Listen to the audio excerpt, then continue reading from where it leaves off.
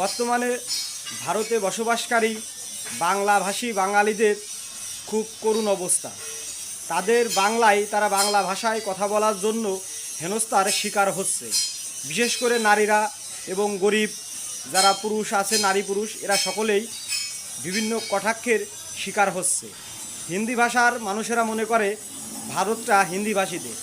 যারা বাংলা ভাষায় কথা বলে তাদের জন্য ভারত না, বাংলায় কথা বললে তাদেরকে বাংলাদেশি তকমা দিয়ে বিভিন্নভাবে হেনস্থা করা হচ্ছে।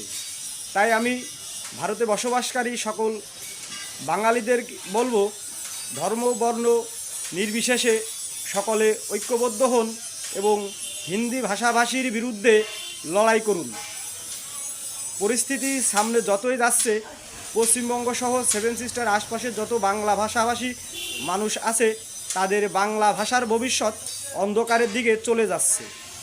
বাংলাদেশ স্বাধীন দেশ, বাংলাদেশের রাষ্ট্রভাষা বাংলা। তবে ভারতে বসবাসকারী বাঙালিদের রাজ্যের ভাষাও বাংলা নয়। এক্ষেত্রে বাংলায় কথা বলা যত নাগরিক আছে ভারতে বসবাস করে বাঙালি, তারা অন্যান্য রাজ্যের মানুষের কাছে নির্যাতনের শিকার হচ্ছে এই বাংলা ভাষায় কথা বলা নিয়ে। ঘুরে ফিরে তাদেরকে বাঙালি বলে কটাক্ষ করা হচ্ছে। তাই আমরা বলতে চাই, বাংলায় কথা বলা সকল জনগোষ্ঠী যদি বাঙালি হয়, সেক্ষেত্রে সকল বাঙালিদের ঐক্যবদ্ধ হয়ে রুখে দাঁড়াতে হবে এবং প্রতিটা বাঙালির বিপদে আপদে এগিয়ে আসতে হবে।